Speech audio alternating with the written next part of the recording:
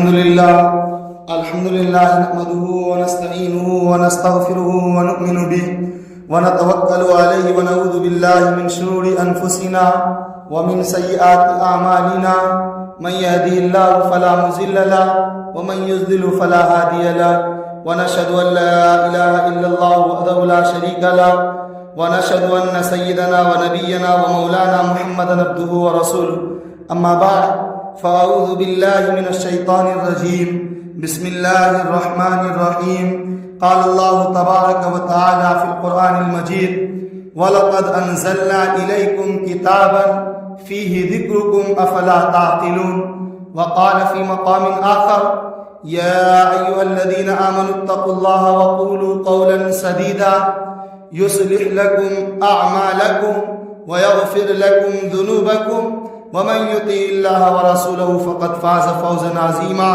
صدق الله مولانا العظيم وصدق رسوله النبي الكريم ونحن على ذلك من الشاهدين والشاكرين والحمد لله رب العالمين.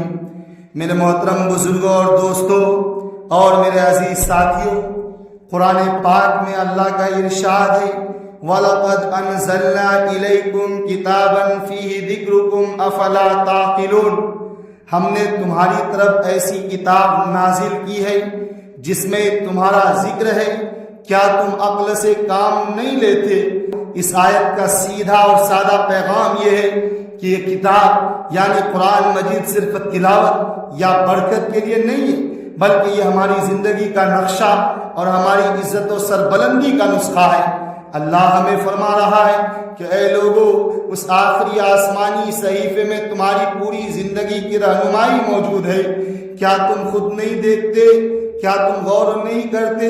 دوستو، عام طور پر دوسری قوموں میں دین یا مذہب کا مطلب صرف چند مخصوص عقیدے یا پوجا پاٹ کے طریقے سمجھا جاتا ہے، لیکن اسلام وہ واحد دین ہے جو صرف مسجد یا جائے نماز تک محدود نہیں ہے. اللہ کے آخری نبی حضرت محمد صلی اللہ علیہ وسلم جو دین لے کر آئے وہ ہماری زندگی کے ہر پہلو کو گھیرے ہوئے ہیں.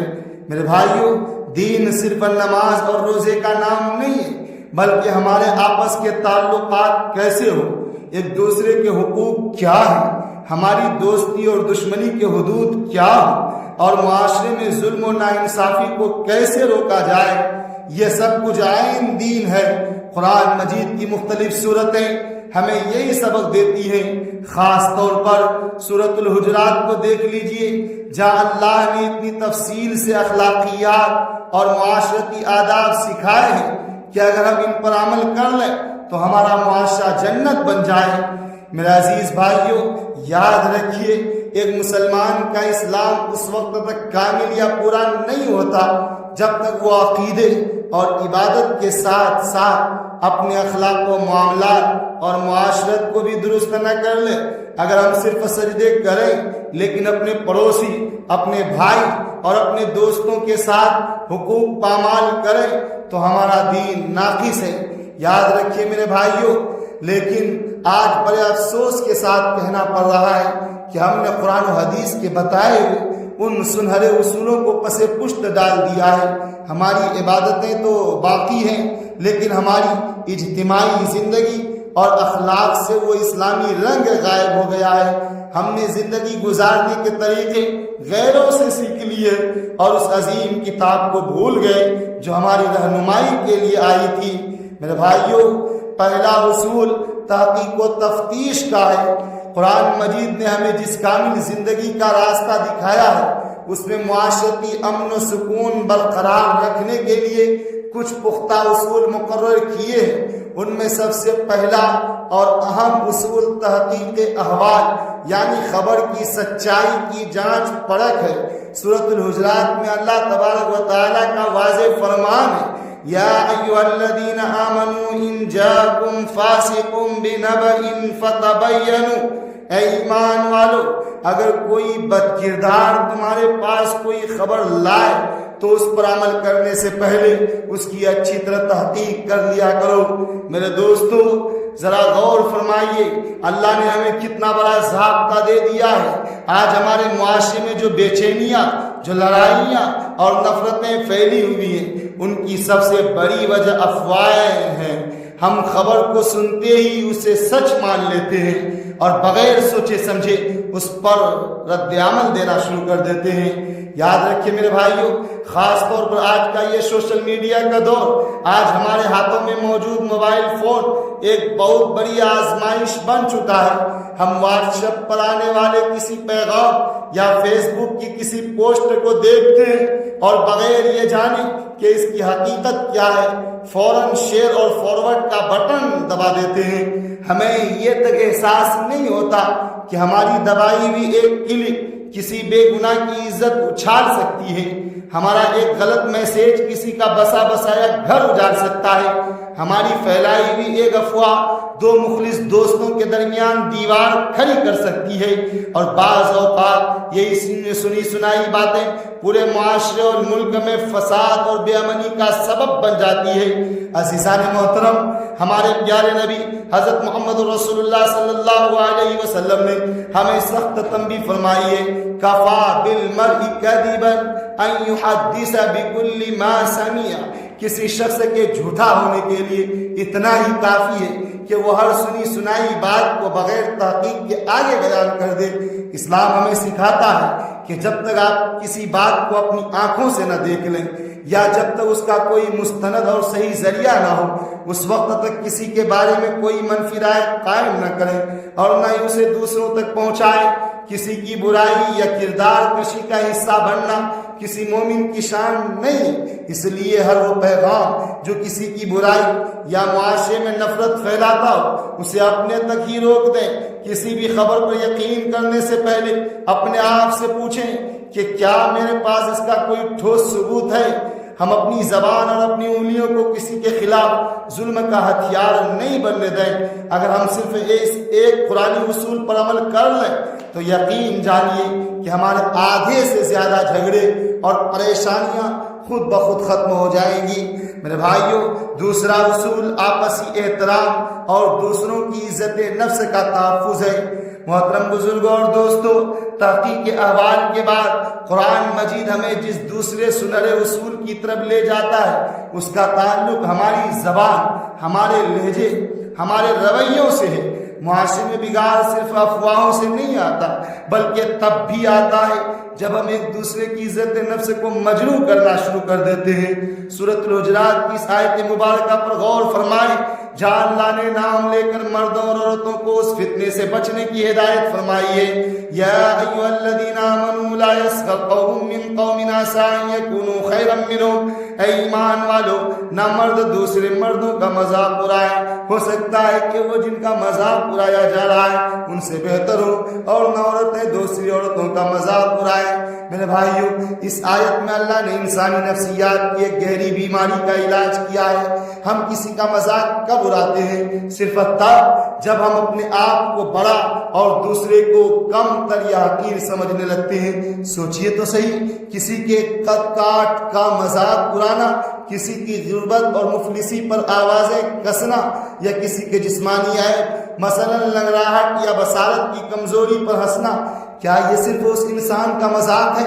نہیں میرے بھائیوں، نہیں۔ دراصل یہ اس خالق اور صانع یعنی اللہ کی تخلیق پر اعتراض ہے جس نے اسے پیدا کیا ہے۔ جب ہم کسی صورت یا حالت کا تمسخر اڑاتے ہیں تو گویا ہم اللہ کے فیصلے پر انگلی اٹھاتے ہیں۔ عزیزان گرامی، آیت کا اگلا حصہ ہمیں ایک اور معاشرتی بیماری سے روکتا ہے، وَلَا تَنَابَزُوا بِالْأَلْقَابِ، اور ایک دوسرے کو برے القاب، برے ناموں سے مت پکارو۔ کتنے افسوس کی بات ہے کہ ہم نے لوگوں کے نام بگاڑ کر رکھنے کو ایک تفریح بنا لیا ہے۔ کسی کے پرانے گناہ، کسی جسمانی نقص یا کسی خاندانی بات کی وجہ سے ایسے نام سے پکارتے ہیں جو سے ناگواری گزرے۔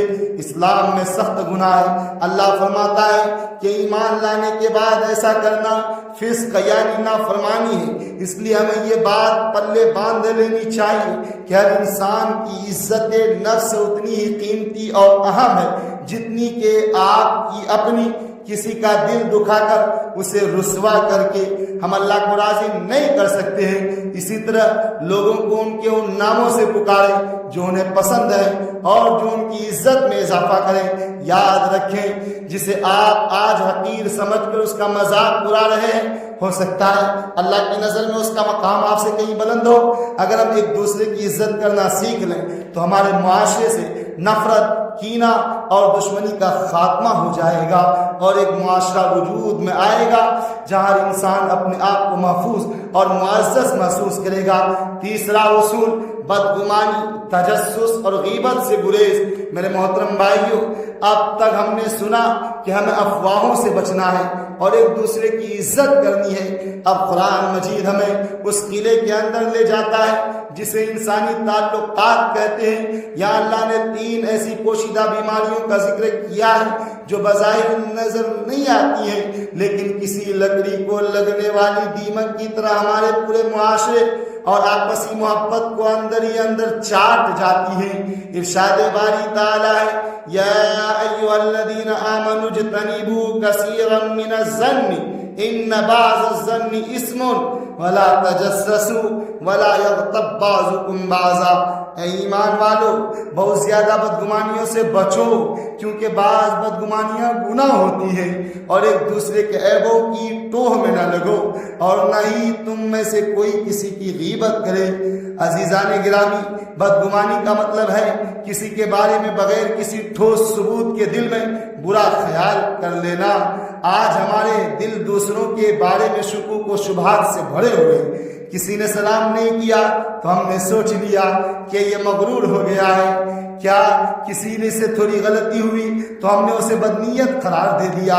یاد رکھیے اللہ فرماتا ہے کہ یہ بدگمانیاں گناہ ہیں، یہ آپ کے سکون کو برباد کرتی ہیں، آپ کے دل میں نفرت کا بیج بوتی ہے۔ مومن کا شیوا تو یہ ہے کہ وہ دوسروں کے عمل کی بہتر سے بہتر توجیہ تلاش کرے۔ بدگمانی کے بعد دوسری بیماری تجسس پیدا ہوتی ہے۔ جب ہم کسی کے بارے میں برا سوچتے ہیں تو پھر ہم اس کی نجی زندگی میں جھانکنے کی کوشش کرتے ہیں کہ وہ رات کو کہاں گیا تھا، اس کے پاس اتنا پیسہ کہاں سے آیا، اس کے پاس فون میں کیا ہے، وغیرہ وغیرہ۔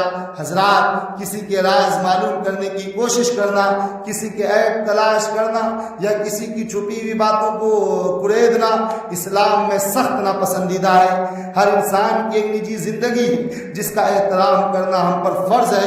اگر ہم دوسروں کے عیب ڈھونڈنے میں لگ جائیں تو اللہ ہمارے عیبوں کو لوگوں پر ظاہر کر دے گا۔ میرے بھائیوں، ان سب کا آخری اور بھیانک نتیجہ غیبت کی شکل میں نکلتا ہے، یعنی کسی کی پیٹھ پیچھے اس کی ایسی برائی بیان کرنا جو اسے ناگوار گزرے۔ قرآن کریم نے غیبت کی شناعت کو، ان کی قباحت کو بیان کرنے کے لیے ایک ایسی مثال دی ہے جسے سن کر روح کانپ جاتی ہے۔ أَيُحِبُّ أَحَدُكُمْ أَن يَأْكُلَ لَحْمَ أَخِيهِ مَيْتًا فَكَرِهْتُمُوهُ۔ کیا تم میں سے کوئی یہ پسند کرے گا کہ وہ اپنے مرے ہوئے بھائی کا گوشت کھائے؟ یقیناً تم اس سے کراہت کرو گے۔ میرے بھائیوں، کیا کوئی انسان اپنے سگے بھائی کی میت سے گوشت نوچ کر کھا سکتا ہے؟ ہرگز نہیں۔ تو پھر ہم کیسے ایک مسلمان بھائی کی پیٹھ پیچھے اس کی عزت کی دھجیاں اڑا لیتے ہیں؟ غیبت ہماری نیکیوں کو ایسے کھا جاتی ہے جیسے آگ خشک لکڑی کو۔ میرے بھائیوں، اگر ہم اپنی دنیا اور آخرت سنوارنا چاہتے ہیں تو ہمیں دوسروں سے نظر ہٹا کر اپنی ذات پر لگانی ہوگی۔ اگر ہم دوسروں کے عیب تلاش کرنے کے بجائے اپنے عیبوں پر نظر رکھیں، دوسروں کی غیبت کرنے کے بجائے اپنے گناہوں پر توبہ کریں تو ہمیں کسی دوسرے کی زندگی میں مداخلت کی مہلت ہی نہ ملے۔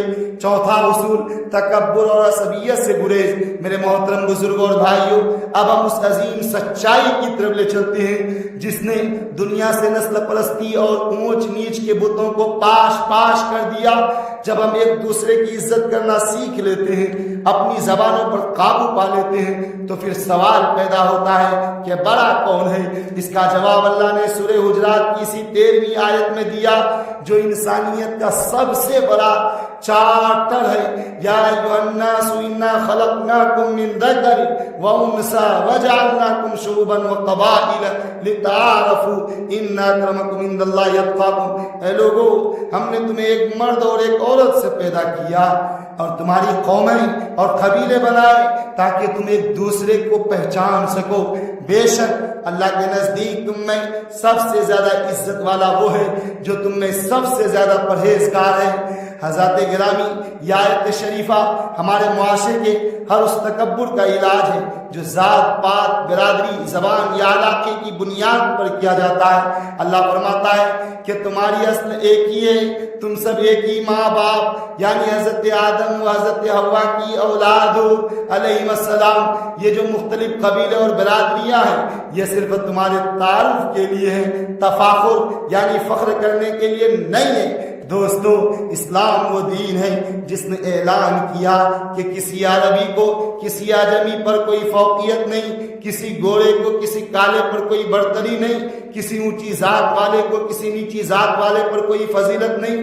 اگر برتری کا کوئی معیار ہے تو وہ خاندان، دولت یا عہدہ نہیں، بلکہ وہ تقویٰ ہے، وہ خوف خدا ہے، وہ اچھا کردار ہے۔ اللہ کے ترازو میں اس کی قدر نہیں کہ تمہارا حسب نسب کیا ہے، بلکہ اس کی قدر ہے کہ تمہارا دل کتنا پاک ہے، تمہارے اعمال کتنے نیک ہیں۔ میرے عزیزو، ہماری مساجد کے مصلی ہمیں صدیوں سے یہی سبق دے رہی ہے، جب اذان ہوتی ہے تو بادشاہ اور فقیر ایک ہی سب میں کھڑے ہو جاتے ہیں، وہاں کوئی امتیاز نہیں رہتا۔ یہی وہ روح اسلام ہے جو ہمیں سکھاتی ہے کہ ہم سب برابر کے انسان ہیں۔ آج ہم نے جن 4 اصولوں کا تذکرہ کیا، خبروں کی تحقیق کرنا، ایک دوسرے کا احترام کرنا، بدگمانی اور غیبت سے بچنا اور تقویٰ کو معیار بنانا، اگر ہم ان قرآنی اصولوں کو اپنا لیں تو ہمارا معاشرہ امن، محبت، بھائی چارے اور سکون کی زندہ مثال بن جائے گا۔ ہمیں صرف نام کا مسلمان نہیں بلکہ کامل مسلمان بننا ہے جس کا کردار قرآن کی ان تعلیمات کا عکس ہو۔ اللہ ہمیں قرآن کے ان احکامات کو سمجھنے، ان پر عمل کرنے اور اپنی زندگیوں کو ان کے مطابق ڈھالنے کی توفیق عطا فرمائے۔ وآخر دعوانا ان الحمد للہ رب العالمین۔ سنت